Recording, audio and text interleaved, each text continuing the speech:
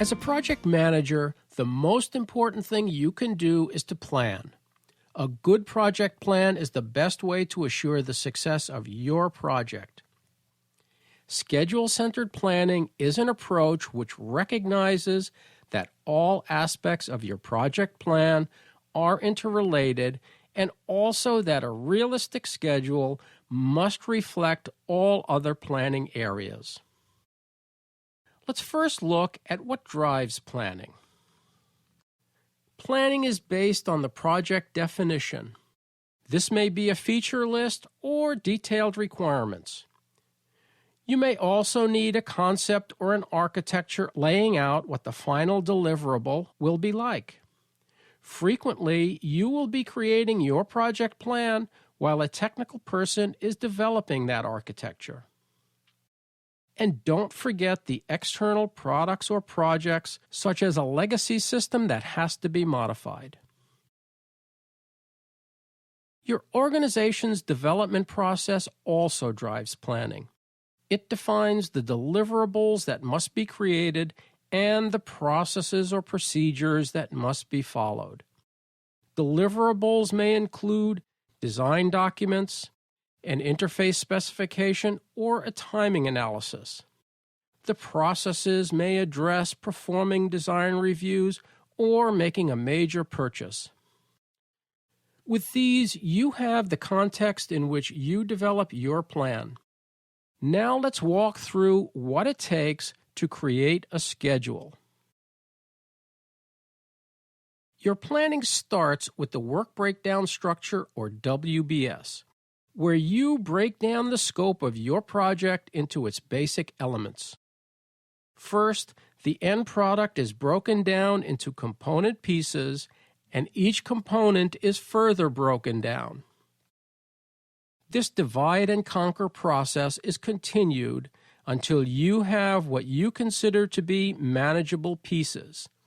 Then process deliverables, such as design documents and drawings, are added. As you're creating the WBS, you also start gathering estimates for the effort to do the work, and you determine what resources are required. Of course, as specific resources are identified, they should be responsible for the estimates. While the WBS, the estimates, and the resource assignments can go right into the schedule, I like to first create a strategy or game plan. That is, a big picture view that defines the structure of the schedule along with key intermediate milestones. Your WBS breaks the end product into pieces. Now your strategy lays out how to create and integrate those pieces to incrementally build up the end product.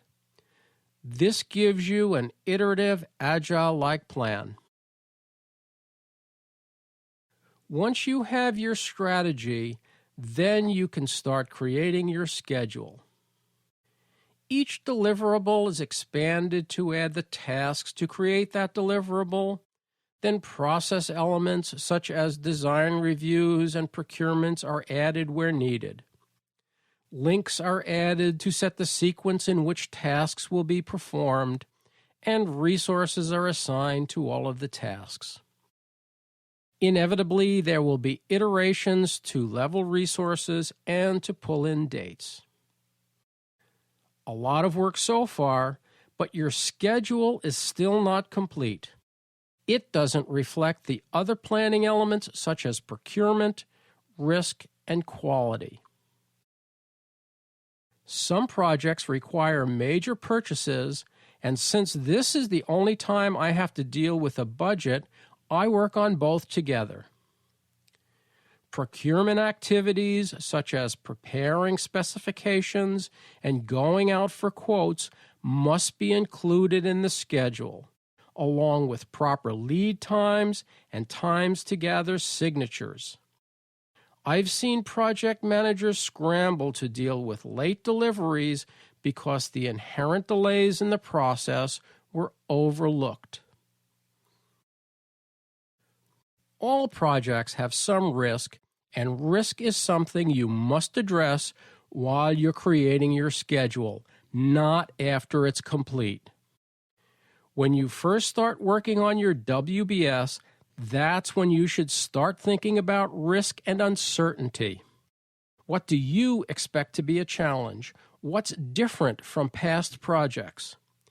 Gauge the level of uncertainty as you're having discussions with those doing the work. Successful project managers identify and start dealing with the major risks as early as possible. Estimates too have uncertainty, and gathering range estimates is useful for assessing the level of risks associated with tasks and deliverables. And risk can also be associated with resources. Do they have the required skills or experience? Will they be available 100% of the time, etc.?